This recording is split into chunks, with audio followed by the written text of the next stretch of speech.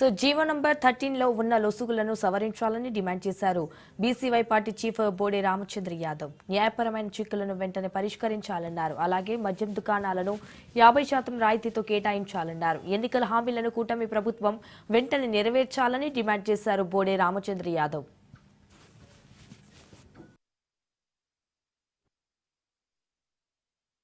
ముఖ్యంగా బీసీల విషయంలో అధికారంలోకి రాకముందు అనేక రకాలైన హామీలు ఇచ్చారు. బీసీలకు రక్షణ చట్టం తీసుకొని వస్తామన్నారు.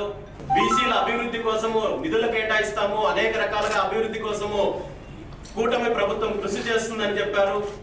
కానీ ఈ దిశగా కూడా అమలు చేసే విషయంలో ప్రభుత్వానికి ఏమాత్రం చిత్తశుద్ధి లేదు అనేది గత కొన్ని రోజుల నుండి జరుగుతున్న సంఘటనలు చూస్తుంటే మనకు అర్థమవుతోంది.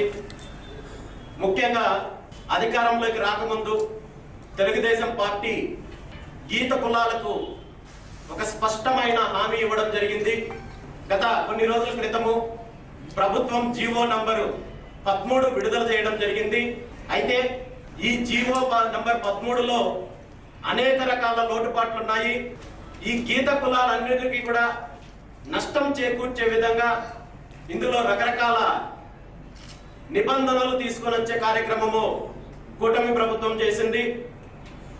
గీత కులాల్లో ముఖ్యంగా ఉన్న గౌడ, శెట్టిబలిజ, ఈడిగ, అదేవిధంగా శ్రీశైన, యాలి ఇలాంటి రకరకాల సబ్ క్యాస్ట్లు ఉన్నప్పుడు ఆంధ్రప్రదేశ్లో లేని సబ్ క్యాస్ట్లు ఏవైతే ఉన్నాయో తెలంగాణ ప్రాంతంలో ఉన్న కలాలి లాంటి సబ్ క్యాస్ట్లని, గౌండ్ర, గౌడ లాంటి వాటిని ఈ జీవోలో పొందుపరిచి ఈ జీవోలో ఉన్న కులాలు ఏవైతే ఉన్నాయో ఆ కులాలకు సంబంధించిన సర్టిఫికేట్ ఉన్న వాళ్ళు మాత్రమే దీనికి అర్హత అని చెప్తూ రకరకాల మెలికలు పెట్టడం జరిగింది.